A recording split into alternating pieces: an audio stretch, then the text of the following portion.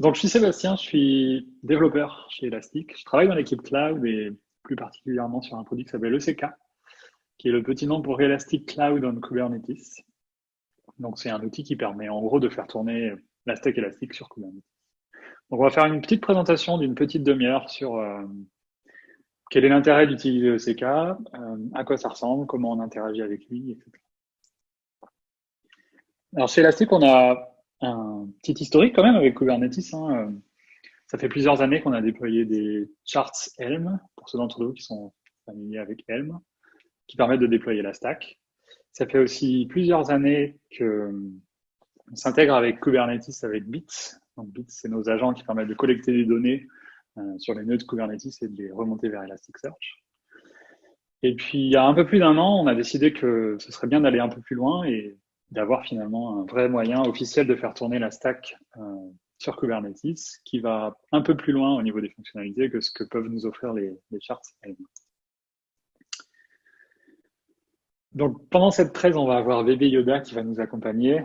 Donc, je parle pas de David quand je dis ça, je parle du GIF. Il m'a dit tout à l'heure qu'il voulait absolument des références à Star Wars. Donc, ça tombe bien, mais c'est une coïncidence. Donc VB Yoda veut faire tourner Elasticsearch Kibana APM Server sur son cluster Kubernetes, euh, mais c'est d'avance que ça va pas être facile. Pourquoi ça va pas être facile? Euh, Quand on fait tourner des applications comme ça sur Kubernetes, on a plusieurs challenges à affronter. Un premier, c'est déjà de gérer toutes les ressources Kubernetes qu'on va avoir à déployer. Donc très certainement, il y aura des pods. Donc les pods, si vous connaissez pas bien Kubernetes, c'est ces containers de containers. Donc c'est une ressource abstraite dans laquelle on tourne des containers Docker. Donc certainement que si je veux un cluster Elasticsearch avec 3 nœuds, je vais avoir besoin de 3 pods. Des secrets qui vont contenir des données sensibles de l'application, certificat TLS, mot de passe, des services qui font office de proxy pour faire du round robin HTTP sur plusieurs pods, config map pour stocker la configuration, et puis toutes ces ressources qui viennent à un niveau d'abstraction supplémentaire au-dessus du pod. Les déploiements, les stateful sets qui permettent de finalement garantir qu'on a par exemple 3 réplicas d'un même pod qui tournent à un moment donné sur le cluster. Ça, c'est une première chose. Une deuxième chose, c'est ce que j'appelle les day 2 operations, c'est-à-dire créer le cluster, c'est une chose. On peut arriver à manuellement, finalement, créer les bonnes ressources Kubernetes dont on a besoin pour déployer Elasticsearch. Mais le maintenir dans le temps, le faire évoluer, ajouter des nœuds, enlever des nœuds, faire des rolling upgrades, changer la configuration, faire des montées de version, c'est tout de suite un peu plus complexe parce que ça nécessite une certaine connaissance du fonctionnement d'Elasticsearch. Et enfin, euh, dès que ce qu'on veut faire tourner est une application stateful, entre guillemets, c'est-à-dire que il y a un état des données qu'on veut persister. Généralement, c'est parce que c'est une base de données ou, dans le cas d'Elasticsearch, peut-être un moteur de recherche. On veut vraiment s'intéresser aux données elles-mêmes. Où elles se situent, qu'est-ce qui se passe quand un nœud du système distribué disparaît, comment ces données sont-elles réutilisées, est-ce qu'on peut les faire migrer de disque en disque, comment est-ce qu'on gère les volumes, etc. Donc autant de challenges qui font que aujourd'hui, si vous voulez faire tourner Elasticsearch sur Kubernetes, finalement, vous avez plein de questions à vous poser. C'est pour ça qu'on a démarré ce projet il y a un peu plus d'un an, donc il est sur GitHub, hein, vous pouvez aller voir, il est gratuit, donc n'hésitez pas à le tester, c'est très rapide. Donc Elastic Cloud on Kubernetes, ça permet en gros de déployer Elasticsearch, Kibana et APM Server sur vos clusters Kubernetes. On est compatible avec la plupart des distributions Kubernetes, c'est-à-dire Kubernetes Vanilla lui-même, mais aussi les distributions de Red Hat, donc OpenShift, Amazon, Google et Azure. Le but avec ce projet, c'est pas de venir avec notre propre API, etc. C'est vraiment de s'intégrer dans l'écosystème Kubernetes existant. Donc d'utiliser des outils habituels que les gens ont l'habitude d'utiliser avec Kubernetes, donc kubectl, et puis tout ce qui va avec, donc tout ce qui interagit avec l'API serveur de Kubernetes. Et ça permet d'aller assez loin dans tout ce qu'on peut faire avec Elasticsearch. Donc, si vous connaissez un peu Elasticsearch, vous savez qu'on peut aller loin dans la topologie d'un cluster. On peut avoir des clusters hot, warm, cold où on différencie le type de données qui est associé à chaque nœud selon le hardware du nœud, etc. On peut peut-être des nœuds master dédiés, des nœuds d'ingestion dédiés, etc. Donc tout ça, c'est évidemment possible. Et puis, bien sûr, le gros plus, sans doute, c'est tout ce qui concerne les opérations du cluster. Ajouter des nœuds, enlever des nœuds, faire des rolling upgrades, etc. Alors, à quoi ça ressemble? On va direct passer sur une petite démo. Ce que je vais présenter là, finalement, c'est en partie ce que vous pouvez voir dans cette doc, qui est le Quick Start. Donc, si vous avez peut-être une demi-heure chez vous et que vous voulez essayer, n'hésitez pas à aller suivre ce lien directement. Je vais passer dans mon shell. Le partage d'écran fonctionne toujours, ouais. Je ne sais plus si Oui, j'ai c'est bon. partagé l'écran entier. Ok. C'est bon. Ok. Alors, le premier truc qu'on va faire, c'est installer ECK lui-même. Donc ici, moi, je suis connecté à un cluster Kubernetes sur GKE. Donc GKE, c'est le Kubernetes de Google. La première chose que je vais faire, c'est installer ECK lui-même. Alors, cette installation, elle est assez simple, hein. Elle consiste juste en une commande. On va venir appliquer avec kubectl imply un fichier YAML. Et ce fichier YAML contient tout ce qui est nécessaire pour installer ECK. Donc, il contient ECK lui-même, qui est un pod qui va tourner dans le cluster, mais aussi tout un ensemble d'autres ressources. On va parler des custom resource definition tout à l'heure. Il y a aussi certaines règles RBAC pour que ECK lui-même puisse accéder à l'API de Kubernetes. Ici, en haut à droite, j'ai dans ma petite fenêtre une commande watch qui tourne, qui affiche les pods qui tournent dans mon cluster en ce moment. Donc là, il n'y a aucun pod qui tourne. Et ce que je vais faire, c'est créer un premier cluster Elasticsearch. Donc, j'ai préparé un petit fichier YAML ici. La syntaxe de ce fichier YAML, finalement, c'est la syntaxe de la ressource Elasticsearch dans ECK. Donc, on vient dire ici qu'on veut une ressource de type Elasticsearch. Sa version d'API, c'est la V1. Et puis, on aimerait faire tourner Elasticsearch en version 7.7.0. Et on définit deux groupes de nœuds. Le premier groupe, c'est le groupe des nœuds master. Le deuxième groupe, c'est le groupe des nœuds data. Donc, je veux ici un nœud master, un nœud data. Si je voulais un seul groupe de nœuds qui soit à la fois master et data, et bien finalement, j'enlèverais le deuxième groupe. Et puis ici, dans la configuration, je mettrais que les deux nœuds sont à la fois master et data. Donc, la configuration, ici, c'est vraiment la configuration d'Elasticsearch. Count le nombre de réplicas de ce type de nœud. Donc, pour déployer ce cluster, une fois encore, kubectl, et je vais juste venir appliquer ce fichier YAML sur mon cluster Kubernetes. Et là, ce qui va se passer, c'est que ECK automatiquement va être notifié qu'une nouvelle ressource Elasticsearch a été créée et va faire tout ce qui est nécessaire pour que ce cluster Elasticsearch soit déployé sur Kubernetes. Et donc là, ce qu'on a vu dans la fenêtre en haut à droite, c'est que finalement, ECK a créé deux pods, donc un pod pour les nœuds master, un pod pour les nœuds data. Et ces pods sont en train de démarrer. Généralement, en à peu près 40 secondes, on a le cluster qui tourne. Donc pour faire tourner le cluster, ECK ne crée pas seulement des pods, il crée un certain nombre d'autres ressources. On peut regarder par exemple les secrets qui ont été créés. Alors il y a un certain nombre de secrets ici. Entre autres, ECK s'occupe de générer tout ce qui est certificat TLS. Donc on a les certificats pour la communication nœud à nœud, donc Elasticsearch qui utilise ce qu'on appelle le Transport Protocol. Et on a les certificats qui sont réservés pour l'utilisateur qui veut utiliser l'API HTTP d'Elasticsearch directement. Et on a aussi ici un secret qu'on appelle le Elastic User, en fait, qui contient le mot de passe de l'utilisateur par défaut qui a été pré-créé, qui s'appelle Elastic. Donc si je veux récupérer ce mot de passe, finalement c'est assez simple, je vais récupérer ce secret. Donc là j'ai une petite commande que je suis en train de copier là. Donc je récupère le secret qui a ce nom-là. Et puis, à l'intérieur des données de ce secret ici, j'ai le mot de passe de mon utilisateur Elastic. Alors, si je fais une commande un tout petit peu complexe pour récupérer le mot de passe directement, je vais l'avoir comme ça. Ça, c'est mon mot de passe. Donc, on a un certain nombre de secrets et on a aussi des services. Si je récupère les services, il y en a un certain nombre. Et celui qui nous intéresse particulièrement, c'est celui-là. Donc, Quick Start, c'était le nom de mon cluster Elastic. Ici, c'est le service pour atteindre le cluster via HTTP. Donc, ce que je peux faire là en local, c'est faire du port forward sur ce service. Donc, sur le port d'Elasticsearch. Et finalement, ça va me permettre d'aller requêter le cluster directement avec le mot de passe que j'ai récupéré ici. Et donc, Elasticsearch tourne bien. Voilà, j'ai pu faire les requêtes, etc. Donc, évidemment, là, j'ai fait du port forward, je requête sur localhost. Dans un vrai cas de production, on viendrait tripatouiller un tout petit peu de fichier YAML pour dire qu'on aimerait, par exemple, avoir une IP publique ici, en tant qu'external IP. ce qui va provisionner automatiquement un load balancer chez GCP dans mon cas. Après, tout dépend de où est-ce que vous faites tourner votre cluster cube, mais c'est assez facile d'étendre la petite ressource YAML pour mettre un proxy devant, etc.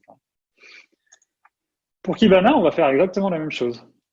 J'ai une petite ressource qui s'appelle Quickstart Kibana ici. Donc, je viens dire que je vais créer une ressource Kibana qui s'appelle aussi Quickstart, dans la même version 7.7.0. Je veux une seule instance, mais d'ailleurs, on va s'amuser, on va mettre deux plutôt. Et là où il y a un peu de magie, c'est qu'ici, on va venir référencer la ressource Elasticsearch que j'ai créée tout à l'heure. Donc, plutôt que de venir manuellement écrire toute la config de Kibana pour qu'il se connecte à la bonne URL avec le bon mot de passe et les bons certificats TLS, on vient juste faire le lien ici avec les ressources qu'on a créées. Et donc, de la même façon, on va venir appliquer ce fichier YAML, comme ça. Et donc, pareil, ECK va être notifié qu'une nouvelle ressource de type Kibana a été créée, vient automatiquement créer les instances de Kibana qui vont bien ici. Et donc, de la même façon, on va avoir des services qui vont être créés pour Kibana. Donc ici, celui-là, KB HTTP, KB comme Kibana. Donc je vais faire un petit port forward de la même manière.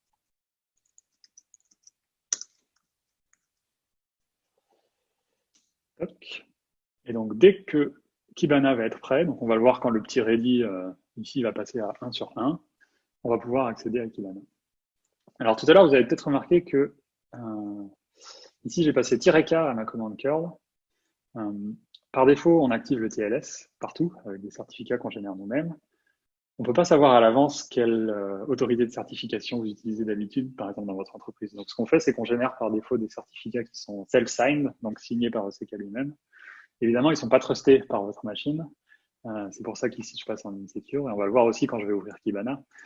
Mais l'idée, c'est que là aussi, on peut se loguer à n'importe quel système de certificat. Donc soit vous passez directement dans le fichier YAML le nom d'un secret qui contient les certificats que vous voulez utiliser, soit vous pouvez utiliser des outils de l'écosystème Cube comme Cert Manager, par exemple, qui vient automatiquement provisionner des certificats là où on les demande. Donc tout ça, c'est possible. Je vais juste redémarrer mon port forward maintenant que les pods sont prêts.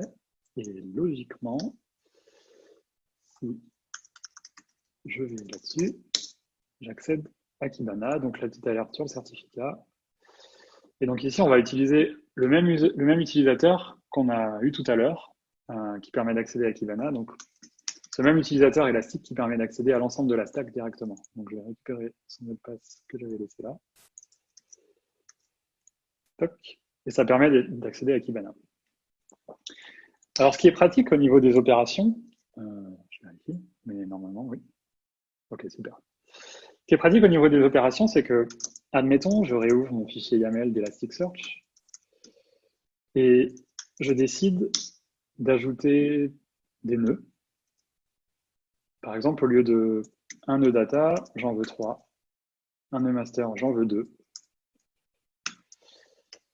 J'ai juste besoin de réappliquer ce fichier YAML. Et derrière, c'est ECK qui se charge de faire tous les changements de topologie du cluster qui sont nécessaires, en s'assurant qu'il n'y ait aucun downtime sur le cluster et aucune donnée perdue.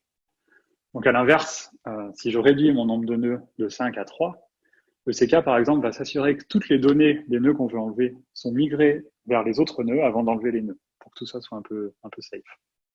Donc ici, on voit les nouveaux nœuds qui apparaissent. Si vous connaissez un peu Elasticsearch, vous savez que, par exemple, quand on ajoute un nœud master, il y a potentiellement quelques changements de configuration à faire, quelques API à appeler. Sur Elasticsearch version 6, par exemple, il faut mettre à jour le minimum master nodes, donc pour dire que maintenant on a un cluster avec 2 masters.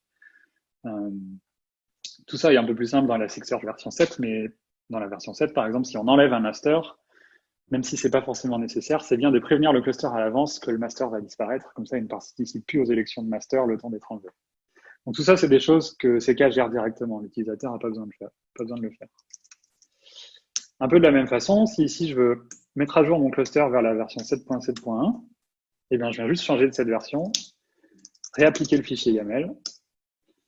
Et là, ce que va faire ECK, c'est un rolling upgrade de tous les nœuds du cluster. Donc ici, on voit qu'il commence par le dernier des nœuds data. Et il fait ce rolling upgrade de façon safe, c'est-à-dire qu'il il appelle une API d'Elasticsearch pour dire je vais enlever ce nœud, fais-moi ce qui s'appelle un sync flush, il désactive l'allocation des shards pour que les données qui sont sur ce nœud, le temps que le nœud redémarre, commencent pas à être répliquées ailleurs, comme on sait à l'avance que le nœud va revenir dans une minute. Donc toute cette partie-là est automatisée aussi. Donc finalement, pour l'utilisateur, c'est assez simple. On a ce fichier YAML qui est le cluster tel qu'on voudrait l'avoir. Et ECK s'assure que, éventuellement, au bout d'un certain moment, je dis éventuellement, mais c'est pas éventuellement en français, c'est la version anglaise, au bout d'un certain moment, au final, on va avoir le cluster qu'on désire. Alors, ça peut prendre du temps selon les opérations. Hein, si on a un cluster de 60 nœuds avec un rolling upgrade à faire, parce que peut-être l'utilisateur a changé la configuration ici, en mettant ça, je sais pas. Ça peut prendre du temps de faire le rolling upgrade des 60 nœuds, mais ECK va s'assurer que ce soit fait de manière safe, entre guillemets. Alors, ce que je vais faire maintenant, avant de retourner à mes slides, c'est lancer une petite commande mystérieuse que je ne vais pas vous expliquer, mais que je vous expliquerai à la fin de la présentation, s'il nous reste 5 minutes. On va revenir dessus. C'est du teasing sur la prochaine version de CK. Et ce que je vais faire aussi, c'est que je vais arrêter l'opérateur ECK qui tourne en ce moment, et je vais démarrer la version dev. Donc là, je suis sur master, sur GitHub. Et puis, comme ça va me permettre à la fin de vous montrer une feature sur laquelle on est en train de bosser, qui devrait sortir cet été. Alors, je reviens à la présentation. Donc, finalement, ce qu'on a vu, c'est qu'on a édité des fichiers YAML et ça faisait un peu de magie. Ce que Yoda aimerait bien comprendre. Donc, Yoda, c'est David. Non, c'est pas David, pardon. C'est qu'est-ce qui se passe exactement derrière tout ça. Qu'est-ce que c'est que ECK? ECK, c'est un opérateur Kubernetes. Alors, si vous ne connaissez pas ce concept d'opérateur, c'est quelque chose qui a été, c'est un concept qui a été introduit par CoreOS il y a quelques années, qui est assez répandu maintenant dans le monde Kubernetes. Un opérateur, en fait, c'est un client de l'API Kubernetes, donc il interagit avec Kubernetes, qui agit en tant que contrôleur pour des custom resources. Alors, la custom resource, en l'occurrence, ça va être la ressource YAML d'Elasticsearch ou Kibana. Un contrôleur dans Kubernetes, c'est tous ces process qui font partie du control plane Kubernetes qui s'assurent que les pods sont en train de tourner, etc. Donc ici, finalement, on vient avec notre propre contrôleur qui interagit avec Kubernetes et qui s'interface avec des fichiers YAML qui sont les custom resources. Donc, ces custom resources, donc là on a un exemple à droite pour Elasticsearch finalement, elles sont comprises directement par Kubernetes. Ce qui se passe quand on installe ECK, c'est qu'en fait on vient charger dans l'API serveur de Kubernetes des custom resource définitions. Donc c'est une spécification de notre API qui vient dire dans la ressource Elasticsearch, j'ai un champ qui s'appelle version, avec, par exemple, c'est un type string, etc. J'ai ensuite un tableau qui s'appelle nodeset avec autant d'éléments, des champs dans le premier élément de ce tableau, dans le deuxième, etc. Donc, on vient définir le contrat de l'API de notre interface YAML. Comme ça. Et ça, on vient le créer dans l'API serveur de Kubernetes, ce qui fait que quand on interagit avec cette API-là, donc avec ce format-là YAML, on interagit avec l'API serveur de Kubernetes directement. On vient vraiment étendre l'API existante de Kubernetes avec nos propres types. On ne vient pas rajouter notre propre API HTTP, par exemple. Ensuite, l'opérateur lui-même, c'est juste un pod, donc comme n'importe quel pod, à part qu'il a les permissions nécessaires pour pouvoir discuter avec l'API serveur. Et ce qu'il vient faire, c'est monitorer. Je cherche l'équivalent de watch en français, je ne le trouve pas. Il vient watcher des ressources dans l'API serveur. Il va être notifié à chaque fois qu'il y a un changement. Donc, à chaque fois qu'un utilisateur va créer une nouvelle ressource de type Elasticsearch, l'opérateur va être notifié et va enclencher ce qu'on appelle la réconciliation. Donc, la réconciliation, pour l'opérateur, c'est je récupère cette ressource, donc le fichier YAML d'Elasticsearch, et je calcule toutes les ressources qui sont nécessaires et toutes les actions qui sont nécessaires pour que l'état actuel du cluster corresponde à celui qui est demandé par l'utilisateur dans le fichier YAML. En l'occurrence, si ECK récupère un fichier comme à gauche ici qui dit qu'on a 3 masters et 2 data, ce que ECK va calculer, c'est qu'au final, il va falloir créer 5 pods dans le cluster. Donc, soit ces pods existent déjà, auquel cas il n'y a rien à faire, soit ils existent, mais pas tout à fait comme on aimerait les avoir, auquel cas il va sans doute falloir faire un rolling upgrade, soit ils n'existent pas et on les crée pour la première fois. Donc il y a les pods, mais il y a aussi, comme on a vu tout à l'heure, des secrets avec les certificats TLS, le mot de passe de l'utilisateur par défaut, la configuration d'Elasticsearch lui-même, et puis un service devant tout ça qui permet de faire du round robin sur tous les nœuds du cluster.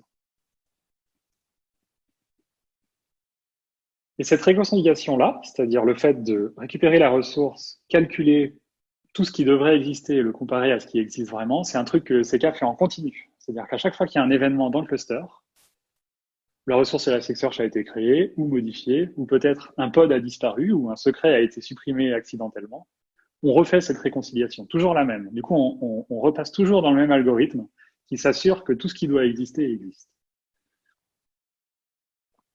Et en plus de ça, donc c'est-à-dire en plus de calculer les ressources Kubernetes qui sont nécessaires et de s'assurer qu'elles existent, on vient aussi, enfin quand je dis on, c'est ECK, l'opérateur, donc le code qui est à l'intérieur, il vient aussi interagir avec le cluster Elasticsearch qui a été créé pour faire préparer le cluster à toutes les opérations qui sont demandées. Par exemple, si on a besoin de supprimer des nœuds de données, eh ben, l'opérateur va s'assurer de faire les bons calls d'API à Elasticsearch pour déclencher la migration des données, s'assurer qu'il supprime les pods seulement quand cette migration de données est terminée, pareil pour les rolling upgrades, etc.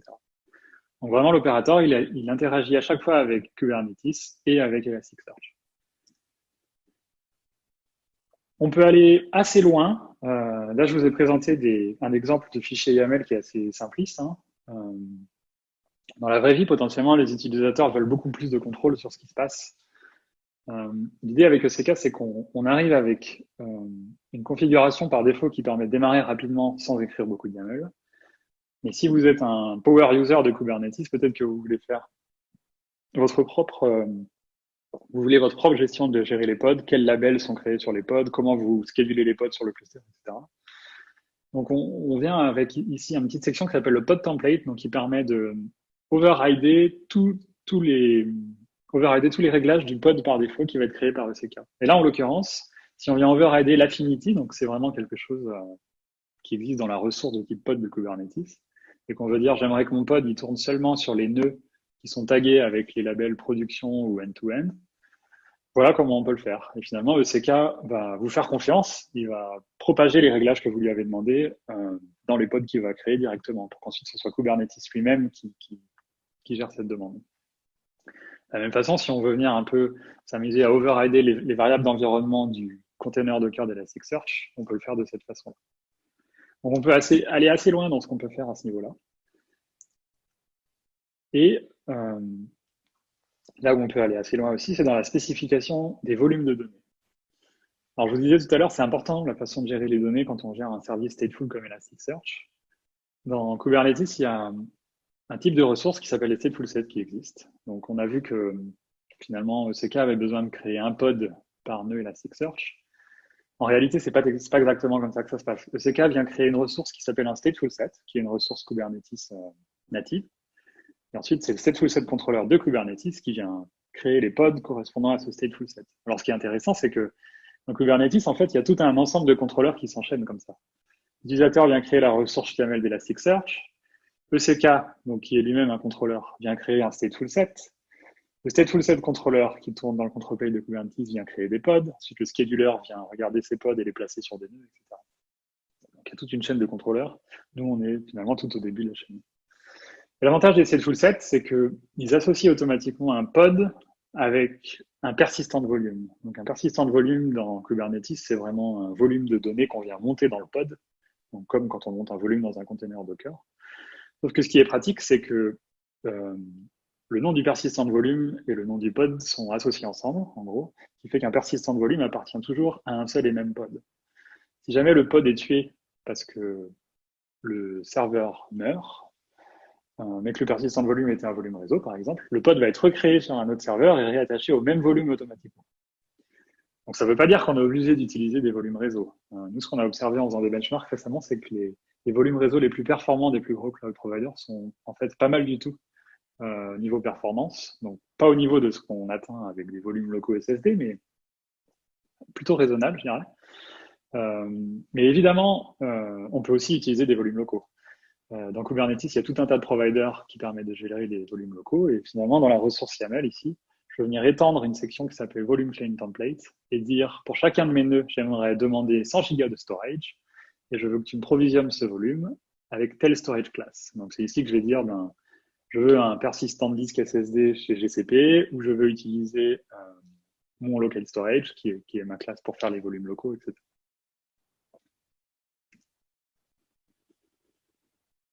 Donc finalement, l'avantage de ECK, un peu, hein, principalement, je dirais numéro un par rapport à si vous essayez de déployer vos toolsets vous-même, c'est qu'il va garantir aucun downtime sur le cluster, ou en tout cas, il va tout faire pour qu'il n'y ait aucun downtime, quel que soit le changement de topologie à apporter sur le cluster, et aucune perte de données. Donc, migration des données, running upgrade, etc.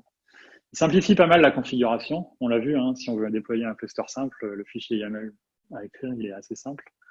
Et il s'occupe de tout ce qui est secret, TLS, certificat, etc. Donc, ça simplifie quand même pas mal tout le scripting et potentiellement tout ce qu'on voudrait faire pour gérer des déploiements comme ça nous-mêmes. Et dernière chose que j'ai pas dit, mais évidemment, une autre feature d'Elasticsearch, c'est les cross-cluster search et cross-cluster réplication qui a été introduit récemment. C'est un truc que CK supporte aussi et facilite un peu, c'est-à-dire que pour que deux clusters communiquent ensemble pour faire du cross-cluster search, c'est-à-dire une seule requête de recherche qui va chercher des documents dans deux clusters différents, il faut que les deux clusters se fassent confiance mutuellement, échangent leurs certificats, etc. C'est là que CK simplifie un peu les choses, c'est qu'on va pouvoir déclarer un cluster en tant que remote d'un deuxième, juste avec leur nom, comme on l'a fait pour la relation entre Kibana et Elasticsearch. Et ça vient vraiment faire la connexion directe pour que CK s'occupe de mettre ça en place. Alors, qu'est-ce qui est prévu pour la suite? Pour le moment, on supporte Elasticsearch, Kibana et APM Server. On est en train de travailler sur d'autres produits de la stack qu'on va inclure dans ECK. En particulier, la version 1.2 de ECK qui va sortir cet été. Je ne peux pas donner de date précise, mais dans l'été très certainement. Va supporter AppSearch et Workplace Search, dont David a parlé au début. Donc AppSearch, qui est un produit qui permet de simplifier finalement les API de recherche. Si vous faites un site en ligne, par exemple, qui a besoin de chercher des produits ou ce genre de choses. Workplace Search, qui là va plutôt vous aider à faire de la recherche dans tous les documents de votre entreprise, donc qui s'intègre avec Google Drive, GitHub, ce genre de choses. Et enfin, Bits aussi, donc Bits dont j'ai parlé au début, qui est un collecteur de données. Donc un petit agent que vous déployez sur vos serveurs et qui est configuré d'une certaine façon pour récupérer des métriques, récupérer des logs, faire du polling, faire un heartbeat, etc. Donc ça va aussi arriver dans la nouvelle version de CK. Si on a encore peut-être 2-3 minutes, je vais essayer de vous faire une petite preview de ce que ça donne Bits dans le CK. Sans problème, vas-y. Ouais, cool. Merci, Baby Yoda. Donc tout à l'heure, j'ai déployé une petite commande là, et je vous ai pas trop expliqué ce qu'elle faisait. Et puis ce que j'ai fait aussi, c'est que j'ai démarré l'opérateur en local depuis sa version master, plutôt que de prendre la dernière release de l'opérateur. En fait, cette commande-là, on va aller ouvrir ce fichier YAML dans un navigateur. Chaque fois, je me fais avoir avec ça. Voilà. Ce fichier YAML-là, il vient créer une ressource de type bit, donc qui est une nouvelle custom ressource, hein, au même titre que la custom ressource Elasticsearch et Kibana qu'on a vu tout à l'heure. Et donc là, en l'occurrence, on vient déployer FileBit, la version 7.7.0, qu'on vient relier à ce cluster Elasticsearch et aussi à cette instance de Kibana, ce qui permet à Bit de déployer ses dashboards automatiquement dans Kibana. Avec cette configuration, et un peu plus bas dans le fichier, on vient aussi créer MetricBit à ce niveau-là, qu'on va venir aussi déployer de cette façon-là dans le cluster. Donc quand j'ai appliqué ce fichier YAML, j'ai déployé à la fois FileBit, MetricBit, avec chargé de créer tout ça. Alors si je retourne dans mon Kibana maintenant, ce qui s'est passé en fait pendant que je parlais là, c'est que FileBit et MetricBit ont été déployés sur tous les serveurs de mon cluster Kubernetes. Et maintenant, je devrais voir un peu ce qu'ils ont fait dans Kibana. Donc je vais aller dans la partie metrics de Kibana. On va regarder ce qu'on a comme log et comme métriques qui sont arrivés. Ce qui est bien avec Bits, c'est qu'ils viennent précharger un certain nombre de dashboards Et aussi, il s'assure que les données qui sont envoyées dans le cluster Elasticsearch respectent le format de données ECS, donc qui finalement permet à Kibana de construire automatiquement les vues qui vont bien par rapport aux données qui sont dedans. Ici, par exemple, on peut aller voir la vue Kubernetes Pod, peut-être s'intéresser au CPU, organisé par namespace et par type de service. Et on va voir qu'on a Kibana qui est déployé là. Je pense que je devrais avoir mon Elasticsearch aussi. Peut-être que j'ai pas laissé Bits tourner assez longtemps.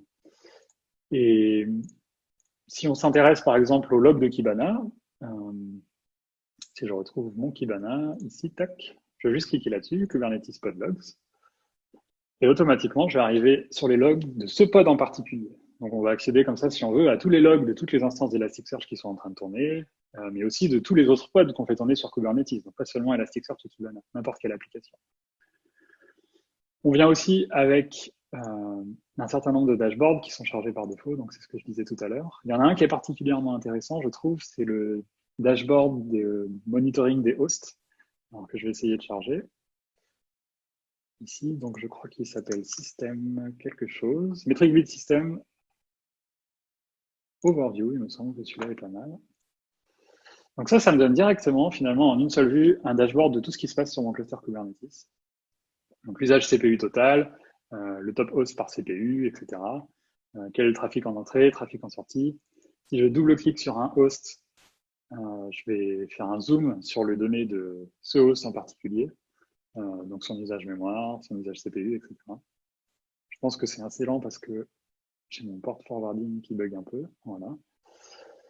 Donc finalement, ce qui est sympa avec ça, c'est que avec un seul petit fichier YAML que j'ai appliqué, je déploie Elasticsearch et Kibana. Avec un autre fichier YAML, ou potentiellement le même si je les colle tous ensemble, je viens déployer Bits sur tous mes serveurs Kubernetes. Et finalement, j'ai une sorte de solution clé en main de monitoring de tout mon cluster comme ça, avec les logs de tous les pods, les métriques de tous mes hosts et aussi des pods, etc.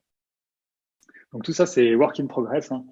Vous avez vu des petites erreurs, mais l'idée, c'est que ce soit sans doute là dans la prochaine version de CK si tout est prêt à temps.